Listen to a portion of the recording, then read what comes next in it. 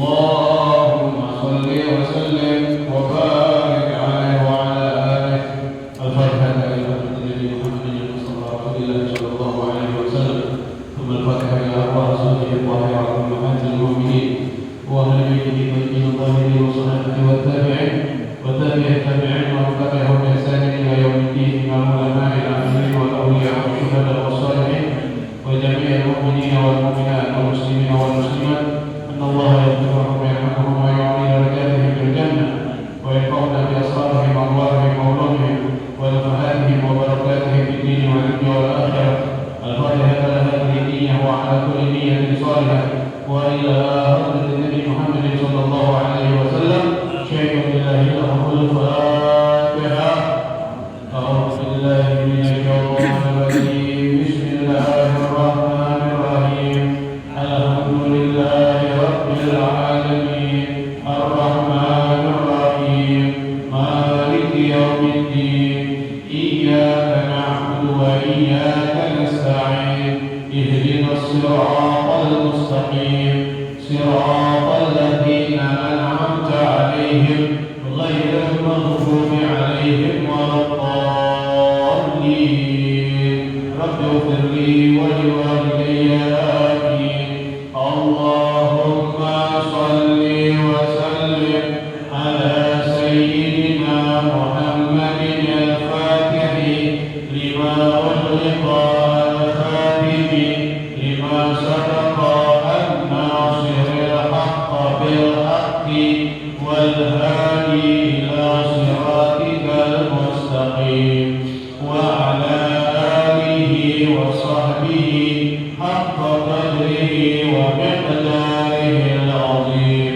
اللهم أخرجنا من ظلمات الوهم وأكرمنا بنور الفهم وافتح علينا بمعرفة العلم وحسن أخلاقنا بالحلم وسهل لنا أبواب فضلك وانشر علينا من خزائن رحمتك يا أرحم الراحمين.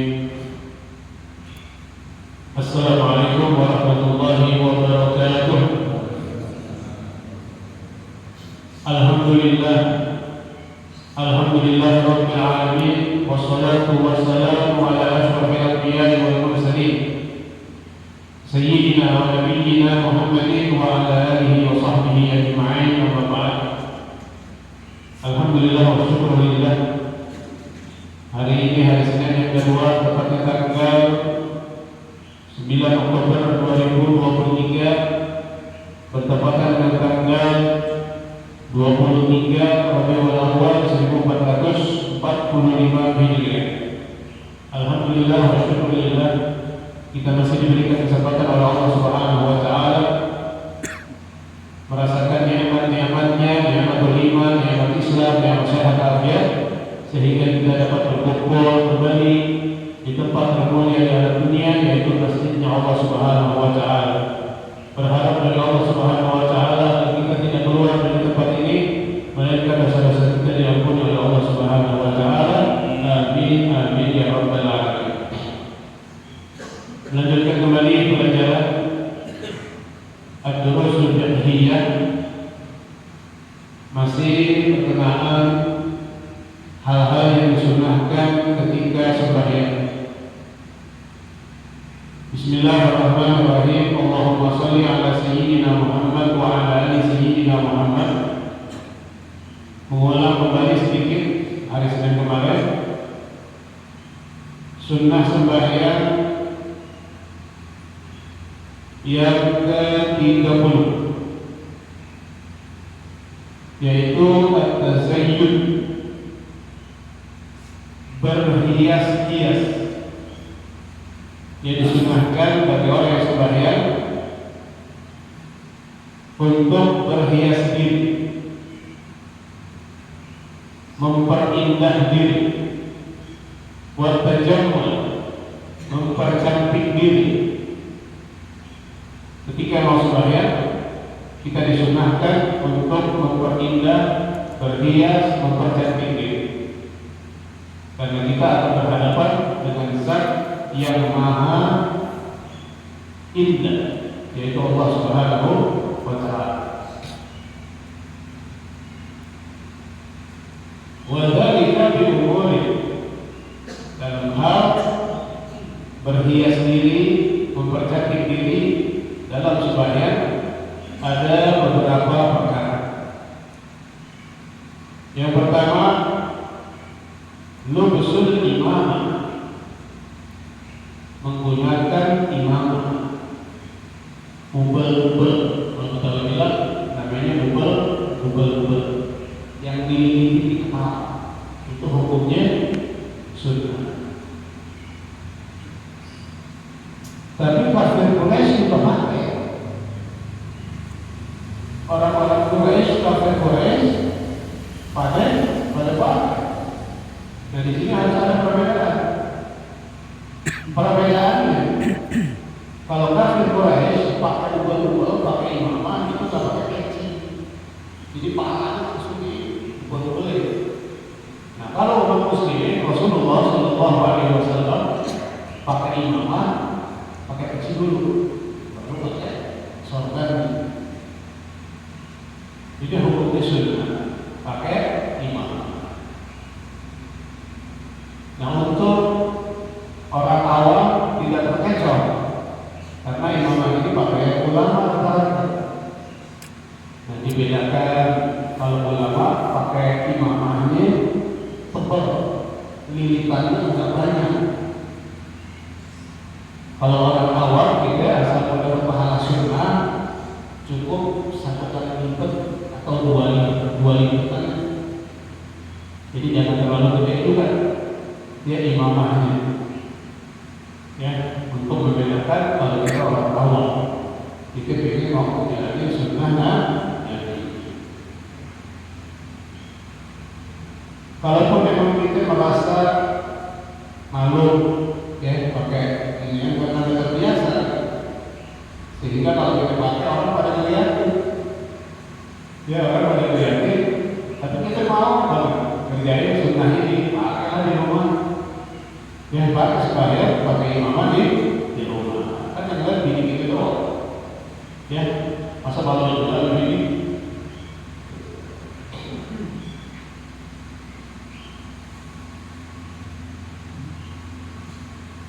Memakai imamah walaupun hadis ini hadis dhaif, hadis lemah, ya, hadis lemah, bukan hadis sahih, bukan hadis hasan, hadis lemah, hadis dhaif. Kata Syekh Sulaiman Al-Jamali, wa tusannu al-imamah lis-shalah, tetap disunahkan memakai imamah ketika sembahyang. Ingat, banyak hadis, ya, hadisnya hadis dhaif.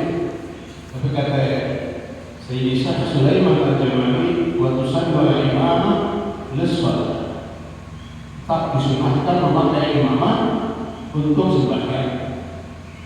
Walikas ditajammul, tujuannya untuk mempercantik diri, untuk berhias. Tujuannya bukan yang lain, untuk memperindah diri, ya. Yang pertama tentunya menjalankan sunnah Nabi Muhammad. Lil ahadits katsirah fiha, karena ada hadis-hadis yang banyak menerangkan tentang memakai imam, ya. Jadi walaupun hadisnya hadis dhaif, tapi banyak hadisnya yang tidak disunnahkan. Kemudian dikatakan lagi oleh Syekh Sulaiman Al-Jamali dan diperkuat, ditasihkan oleh Sayyid Syekh Abdul Rahman Ba'alawi. Dikatakan oleh beliau, wa tahsulu sunnatul imamah bi balagh suratin wa ghairiha. Kita dapatkan pahala sunnah imamah dengan kita memakai peci, kopiah, ya. Kita pakai balagh surah itu bahasa Arab, artinya kufiyah, ya, kufiyah atau balagh surah. Ya, didapatkan pahala sunnah memakai imamah dengan hanya kita memakai peci. Jadi kita pakai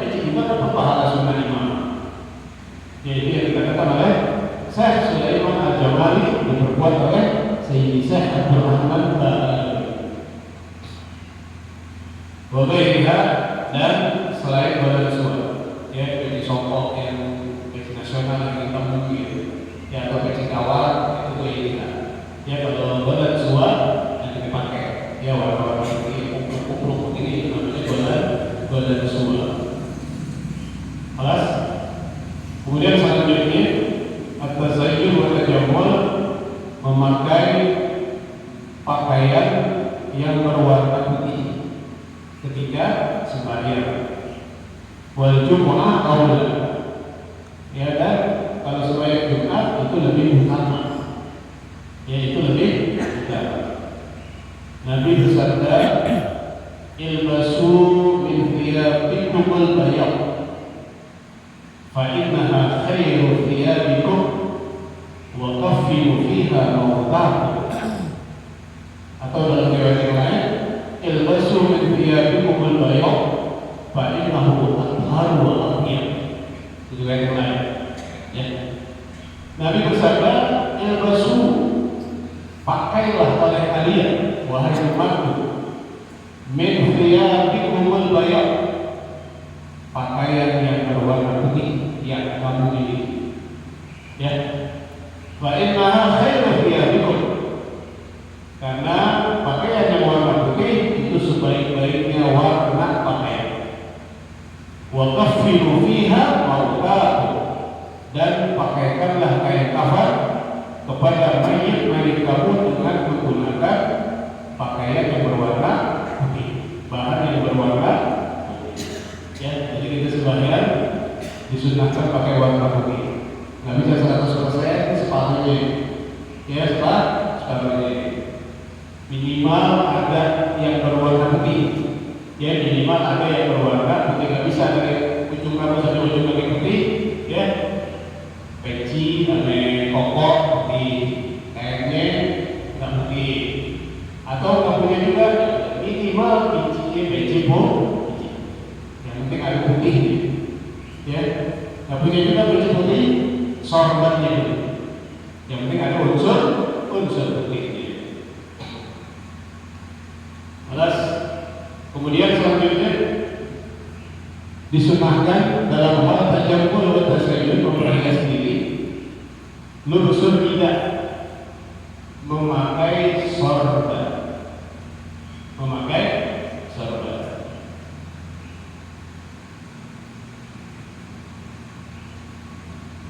Ada sebuah hadis diriwayatkan oleh Imam Tabrani, sesungguhnya Allah Subhanahu wa Ta'ala dan para malaikatnya, mereka sangat menghormati hamba yang sembahyang dengan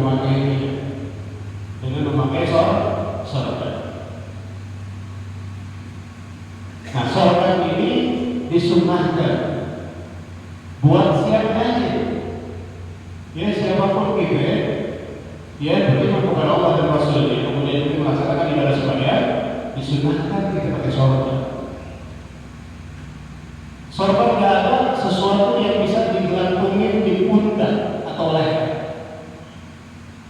Yang penting ada yang digantungin.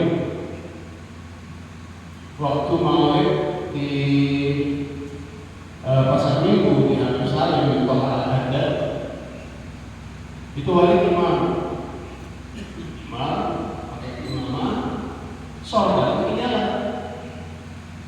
Wali sorban itu ketinggalan. Ayo matruk tinggal. Ayo wali pinjam pinggir sapu tangan selapek ditaruh ke wali di pundak. Jadi apa aja sesuatu yang bisa digantung di pundak atau leher itu namanya rijal. Adapun tata cara memakai rijal, apa nanti boleh, bagaimana boleh. Yang penting digantungin di pundak atau di leher. Boleh di kanan, seperti ini boleh. Boleh juga di kiri, boleh juga di talung, ini juga boleh. Nah, ini ada nih, ikutannya begini ada, di sebelah kanan ada, di sebelah kiri ada. Nah, begini juga ada, begini juga boleh. tapi nggak ikutan begini juga boleh. Ini kan tidak ada penginginan namanya. Ya, ini juga boleh, tapi ikutan tidak ada. Yang penting hukumnya digelar tauhid. Ya, atau namanya sorban Sayyidina Ali bin Abi Thalib. Ya, Sayyidina Ali bin Abi Thalib pakai sorbannya dilipat-lipat. Ya, jadi gimana?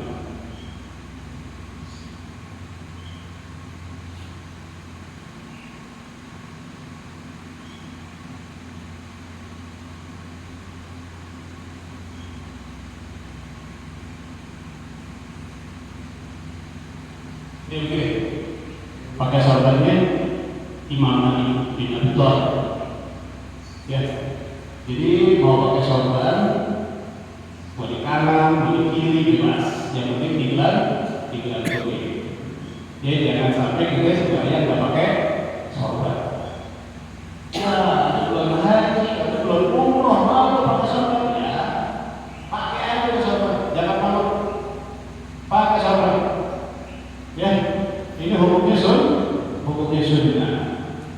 Di mazhab Imam Maliki enggak sah sembahyang imam kalau dia pakai sorban. Mazhab Imam Maliki. Jadi imam bisa pakai sorban maka sembahyang enggak sah. Imam. Ya, maka ya di mazhab Imam Syafi'i sangat-sangat disunnahkan memakai sorban. Lalu bagaimana? Sorbannya ada di bawah.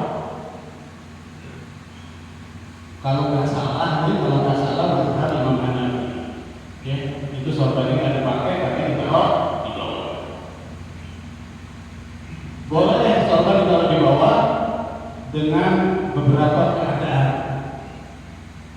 Pertama, kalau karpet atau tikar yang ada di masjid di musola bau, sehingga itu lagi sujud dan terus bau yang kayak, sehingga itu sorban yang atau boleh juga sorban ditaruh di bawah untuk dijadikan sutra. Ya, sutra itu pembatas antara orang yang sembahyang, ya, batasan orang yang sembahyang. Sutra bisa dijadikan sutra, yang tidak. Nah, jadi ada imamah, ada tidak. Ya, ada imamah, ada tidak. Selanjutnya lubsul jubah, pakai jubah. Ya, pakai jubah. Yang Sayyidatuna Aisyah radhiyallahu anha adalah Rasul sallallahu alaihi wasallam sembahyang dengan menggunakan dua baju. Pertama baju gamis, yang kedua jubah. Ya, pakai jubah. Kemudian yang keempat, lubsul khatam. Disunahkan sembahyang pakai cincin. Pakai cincin. Kata Nabi, kita walaupun jadi pakailah cincin walaupun dari besi. Ya, pakai cincin. Hukumnya sunnah.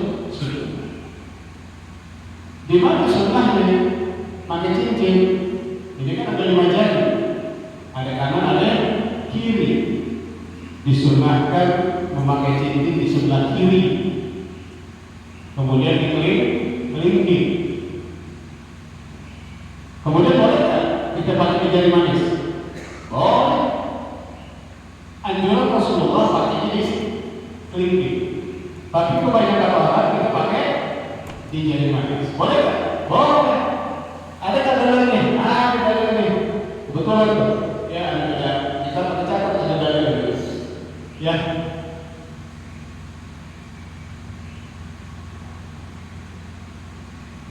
An Ali bin Abi Thalib radhiyallahu anhu, dari Sayyidina Ali bin Abi Thalib, perintah Rasul, anjuran Rasul pakai kelingking. Ya, kita biasanya pakai di jari manis. Dari Sayyidina Ali bin Abi Thalib, nahani Rasulullah sallallahu alaihi wasallam an atakhattama fi usbu'i hadhihi wa hadhihi. Sesungguhnya Rasulullah melarang aku, kata Imam Ali. Imam Ali ngomong, Rasul memakai cincin di sini dan di sini. Di sini dan di sini. Fa'awma'a ilal wusta wallati taliha.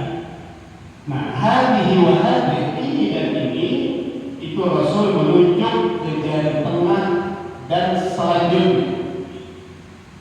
Ya, jari tengah, telunjuk, kemudian jempol. Inilah tiga yang dilarang. Kita pakai cincin, jangan di jari tengah, jangan di telunjuk, jangan di jempol. Ini larangan dari Rasulullah. Berarti kalau tiga larangan dari Rasulullah, dua dilarang. Enggak dilarang. Tapi tetap dianjurkan di sebelah kelingking. Tapi di jari manis juga boleh. Mana dalilnya itu dia? Rasul melarang jari tengah, kemudian selanjutnya yaitu telunjuk dan jempol. Ya. Nah, jadi pakai cincin hukumnya sunnah. Ya sunnah. Jadi kalau di jauh yang punya sunnah, ntar dilakukan roping ini, ya roping, ya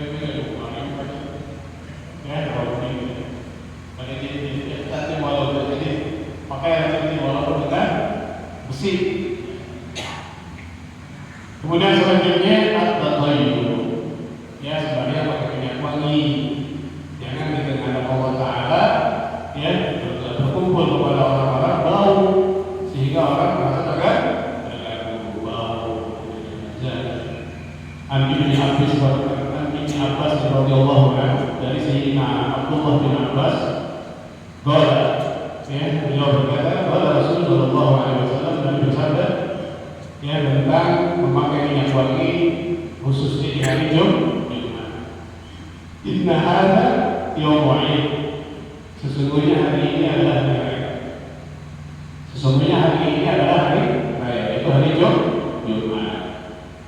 Ja'alahu Allahu lil muslimina, ya. Ja'alahu Allahu lil muslimin. Allah jadikan hari raya ini untuk orang-orang Islam. Kemudian kata Rasul, "Man ja'a ila Jum'ah." Ya. Siapa orang yang datang di hari Jumat, ya, ke masjid, falyaktasil, maka hendaknya dia mandi. Wa in kana tibun, kalau dia punya minyak wangi, falyamassah, ya hendaknya dia memakai minyak wangi. Wa alaikum bisiwak, kemudian juga menggunakan siwak. Itu dua, minyak wangi apa? Siwak yang ketiga. Ya. Sehingga dia mengenai sunnah sembahyang yang terakhir, ya. Besok sunnah sembahyang setelah sembahyang, ya. Setelah sembahyang ada sunnah-sunnahnya. Yang ke-31, sunnah sembahyang an yusalliya ila sutratin, sembahyang dengan sutra, memakai sutra. Sutra itu pembatas, ya, pembatas batasan kita sembahyang, ya, batasan kita sembahyang. Nah, ini ulama mengukur sutra itu layak usul irtifa'u dzalika min thulutsai dhira'i. Jangan tidak kurang ketinggian sutra tersebut 2/3 hasta. Ya, satu hasta 45 cm. 2/3-nya 30. Satu hasta 45 cm. 2/3-nya 30 cm. Ya, 30. Jadi jangan kurang tinggi sutra itu 30 cm. Kemudian wala yaruhu anhu akthara min thalathati adru'in. Narohnya jangan lebih dari 3 hasta. Antara orang yang sembahyang dan sutra itu jangan lebih dari 3 hasta. 45 cm dikali 3 berarti 135 cm. Ya, 135 cm. Jangan lebih dari 135 cm jarak Nah, di sini diterangin waktu sabu minal akib, dihitung dari tumit ke sutroh 135 cm. Jangan lebih. Ya, kalau misalnya lebih, sutroh itu tidak benar. Ya, umpamanya adalah sembahyang di sini, kemudian 2 meter baru sutroh. Nah, itu sutrohnya itu enggak benar. Ya, sutrohnya jadi yang lebih dari 135 cm. Kemudian sutroh ini bisa nggak harus papan yang tingginya 30 cm, nggak harus itu. Dia bisa dengan asor, dengan tongkat. Ya, namanya tongkat kan sembahyang kan dipakai tongkat. Itu jadi sutroh. Awyak rusya sajadah atau digelar sajadah.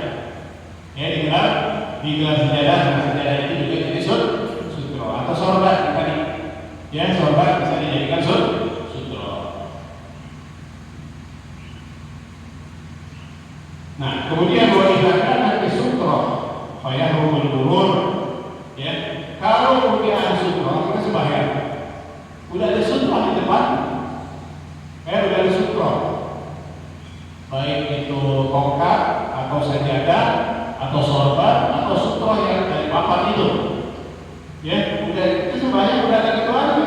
Wa yudlabu lil musalli daf'ul ma. Maka disunahkan bagi orang yang sembahyang menghalau orang yang lewat di depan. Jadi kalau ada sutroh, di sembahyang ada sutroh. Orang lewat di depannya, nah kita yang sembahyang disunahkan untuk menghalau. Menghalau bisa dengan menahan dengan tangan atau dengan kaki. Ya, boleh dengan tangan, boleh dengan itu hukumnya sunnah. Wa idza lam takun sutroh, kalau nggak ada sutroh, kita sembahyang karena harus sutroh.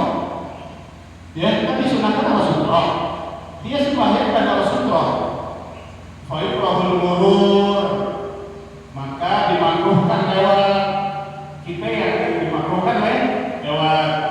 Wala yajuzu lahu daf'ul mar, tapi tidak boleh orang yang sembahyang itu menghalau orang yang lewat. Dia sembahyang nggak ada sutrohnya, orang lewat, ya yang sembahyang ini nggak boleh, ini tidak boleh, karena nggak ada sutroh. Kalau ada sutroh, hukumnya sunnah. Bahkan dikatakan oleh Imam Ibnu Qasim hukumnya haram. Dia menghalau orang yang lewat, padahal dia nggak ada sutroh. Kemudian walaupun ya, sutratuhu as-safful ladzi amamahu. Setiap saf, ya setiap saf itu semuanya bersaf-saf nih. Ya, saf yang pertama sutrohnya imam. Saf yang kedua sutrohnya saf yang pertama. Saf yang ketiga sutrohnya saf yang kedua. Begitu selanjutnya. Ya, kalau semuanya berjamaah. Wa yajuzul murur ma'a wujudi sutroh. Boleh kita lewat orang yang sembahyang yang di situ ada sutroh. Kita ada sutroh kita boleh lewat. Nah sekarang boleh kita lewatin orang yang lagi sembahyang padahal di situ ada sutroh. Boleh kita lewat. Idza kana fi harami Makkah fi hamadil tawaf faqad. Kalau kita lewatnya di Masjidil Haram, di tempat orang tawaf. Ya, lagi tawaf, orang tawaf nih, tempat tawaf. Ada orang yang sembahyang di situ pakai sutroh boleh, lewatin boleh. Ya, nggak jadi haram, nggak jadi haram. Dan juga orang yang sembahyang itu tidak dibolehkan menghalau, karena itu mahal tawaf, tempatnya tawaf. Kemudian idza wajada al-musalli furjah. Ya, boleh melalui orang yang sembahyang kalau orang yang sembahyang tersebut mendapati ada celah. Ya, saf yang pertama masih kosong satu. Ya, ada saf yang kedua, ada saf yang ketiga. Nah, ada orang baru masuk lihat, wah, saf yang pertama masih kosong.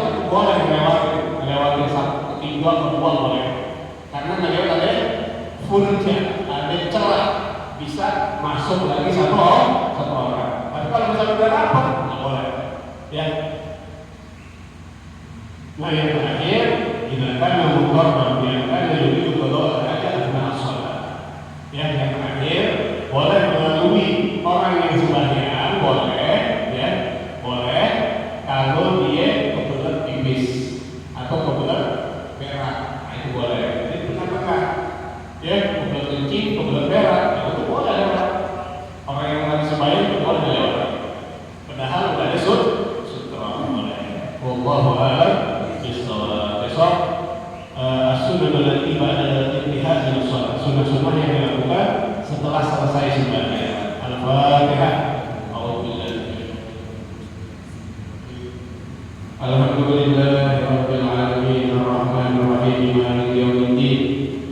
Iyyaka na'budu wa iyyaka nasta'in ihdinas siratal mustaqim siratal ladzina an'amta 'alaihim ghairil maghdubi 'alaihim waladdallin.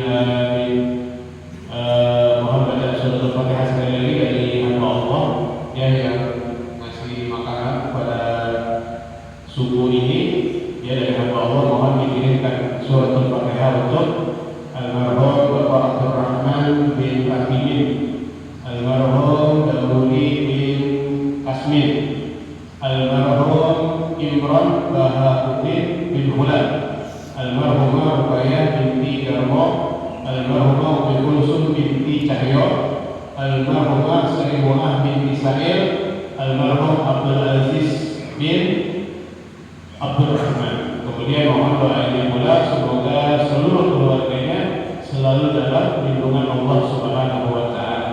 Al-Hadiyah al-Fatihah. A'udzu billahi minasyaitonir rajim. Bismillahirrahmanirrahim. Alhamdulillahirabbil alamin arrahmanir rahim maliki yaumiddin.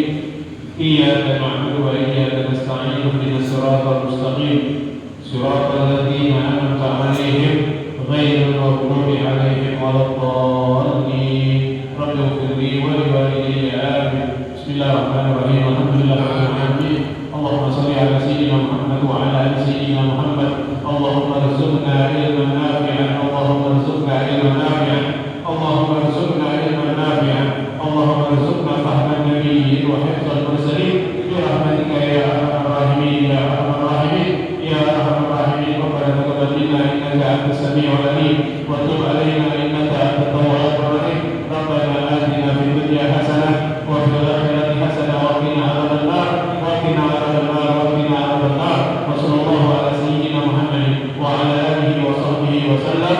Walhamdulillahi rabbil alamin. Alhamdulillah ala ni'amillah. Alhamdulillah ala barakatillah. Alhamdulillahi hatta yuwaffi ni'amahu wa yukafi'u mazidah. Walhamdulillahi rabbil alamin.